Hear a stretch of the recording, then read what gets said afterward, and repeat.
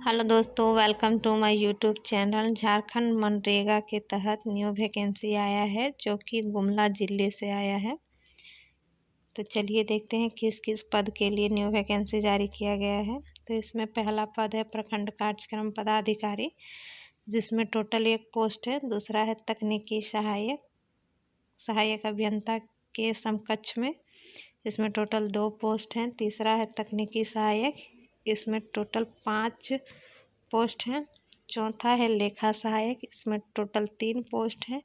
और 5वां है कंप्यूटर सहायक, इसमें टोटल 5 सीट है। और छठा है ग्राम रोजगार सेवक, इसमें टोटल 18 सीट है। तो चलिए देखते हैं इस पोस्ट के आवेदन के लिए क्या शैक्षणिक योग्यता मांगता है। तो सबसे पहले देखते हैं कि पहला पोस्ट है प्रखंड कार्यक्रम पदाधिकारी। इसके लिए अनिवार्य योग्यता है कि अगर आप किसी भी मान्यता प्राप्त विश्वविद्यालय से स्नातक में 55% अंक के साथ उत्तीर्ण हैं तो आप इस फॉर्म के लिए आवेदन कर सकते हैं इस पोस्ट के लिए। और अगर आप 55% से कम अंक है और अगर आप स्नातकोत्तर यानी पीजी किए हैं तो इस फॉर्म के लिए आप आवेदन कर सकते हैं। साथ में इसमें अतिरिक्त योग्यता भी है। अतिरिक्त योग्यता में बताया गया है कि आप कंप्यूटर से रिलेटेड कोई भी कोर्स किए हैं, जैसे पीजीडीसीए, चाहे एमसीए, चाहे एमएससी कंप्यूटर साइंस, तो आप इस फॉर्म को डाल सकते हैं, लेकिन ये अतिरिक्त योग्यता में। तो आप इसको डिटेल से पढ़ लीजिएगा।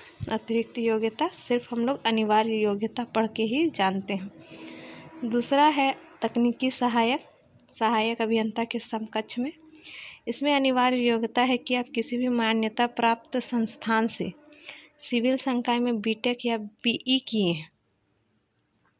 अगर आप सिविल संकाय में बीई या बीटेक किए हैं तो आप इस पद के लिए आवेदन कर सकते हैं।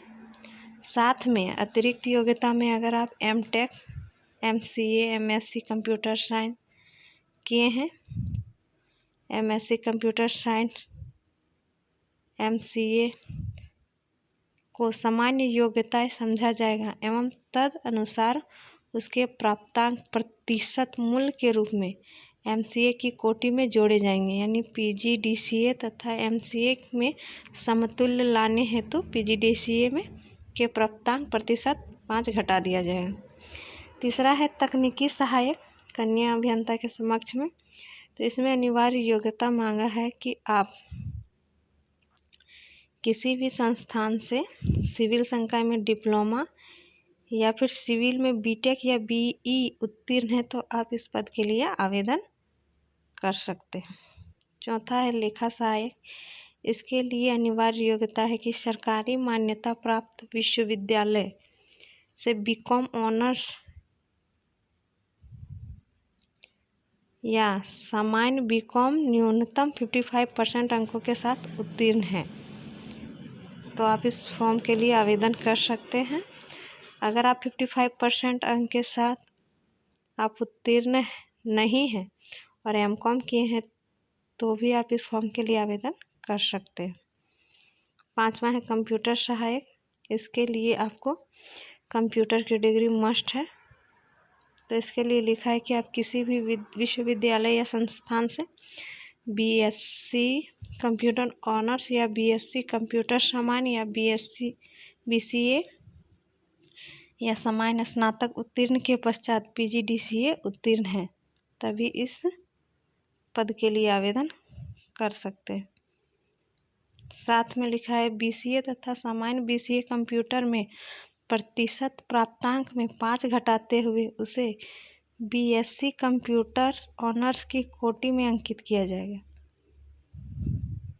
ऐसे सामान्य स्नातक जिन्होंने तत्पश्चात पीजीडीसीए किया हो के सामान्य स्नातक के प्रतिशत प्राप्तांक में 10 घटाकर बीसीए कंप्यूटर ऑनर्स की कोटि में अंकित किया जाएगा। छठा है ग्राम रोजगार सेवक। इसके लिए सबसे कम योग्यता मांगा है। अगर आप मैट्रिक प्लस आईटीआई किए हैं तो आप इस पद के लिए आवेदन कर सकते हैं, या तो फिर आप इंटरमीडिएट पास हैं फिर भी आप इस पद के लिए आप आवेदन कर सकते हैं। साथ में सबकी अतिरिक्त योग्यताएं लगभग समान है। आप फॉर्म भरने से पहले एक बार पढ़ लीजिएगा ठीक से। तो चलिए देखते हैं आयु सीमा। तो इसमें न्यूनतम आयु सीमा 18 वर्ष है, अनारक्षित के लिए 35 वर्ष है, आर्थिक रूप से कमजोर के लिए 35 वर्ष है, महिला के लिए 38 वर्ष है, अनुसूचित जनजाति या जाति महिला पुरुष दोनों के लिए 40 वर्ष है। और अगर आप दिव्यांग हैं तो 10% का छूट दिया जाएगा। इसमें लिखा हुआ है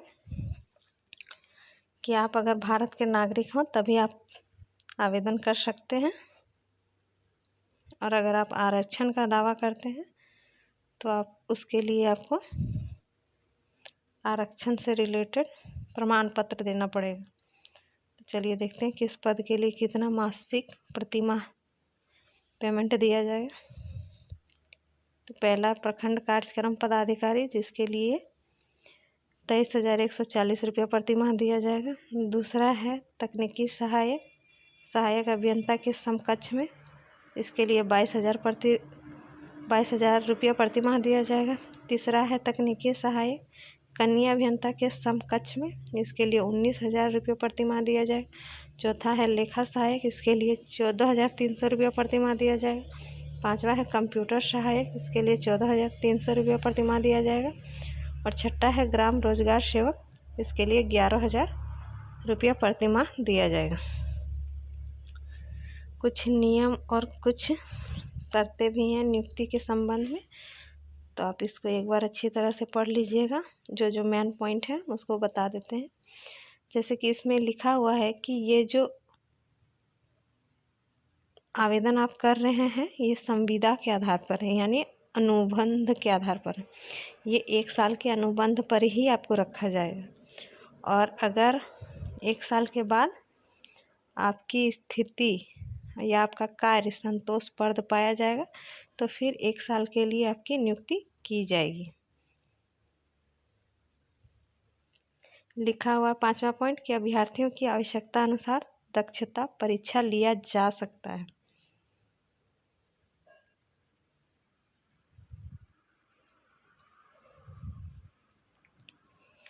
8वां पॉइंट लिखा है कि अगर किसी प्रकार का त्रुटि हुआ तो आप उपायुक्त सह जिला कार्यक्रम समन्वयक, जिला ग्रामीण विकास अभिकरण, मनरेगा कोषांग, विकास भवन गुमला के पद नाम से दे सकते हैं। तत्पश्चात अंतिम मेगा सूची तैयार की जाएगी। अगर पहला सूची निकला और उसमें अगर किसी प्रकार की गड़बड़ी है तो अगर आपको आपत्ति है तो आप उसके लिए आवेदन कर सकते हैं, दावा कर सकते हैं।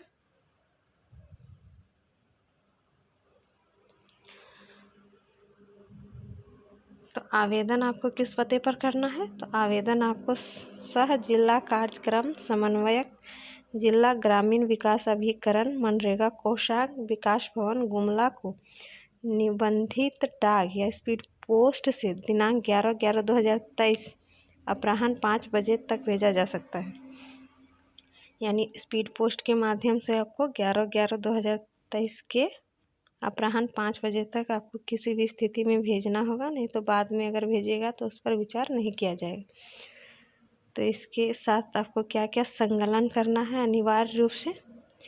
तो स्वहस्ताक्षरित 2 रंगीन फोटो, साथ में आप जितनी भी आपके पास डिग्री है सबका प्रमाण पत्र, अंक प्रमाण पत्र की छाया प्रति।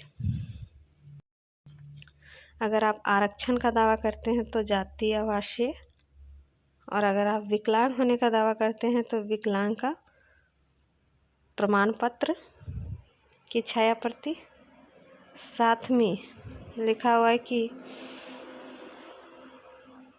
आवेदक 1 से अधिक पदों के लिए आवेदन समर्पित कर सकते हैं। प्रत्येक पद के लिए अलग अलग आवेदन पत्र संकलन करेंगे। अगर आप 1 से अधिक पद के लिए आवेदन करना चाहते हैं तो सबके लिए अलग अलग करना पड़ेगा। साथ ही बंद लिफाफा के ऊपर साफ अक्षरों में पद का नाम अंकित करेंगे। साथ में आप जिस जिस पद के लिए आवेदन करना चाहते हैं उस पद का नाम अंकित करना पड़ेगा। और किसी प्रकार का अगर आपको गलत पाया गया तो आपका फॉर्म को रद्द भी कर दिया जा सकता है। तो इस तरह का आपका फॉर्म आएगा, इसको अच्छी तरह से पढ़ लीजिएगा, उसके बाद भरिएगा।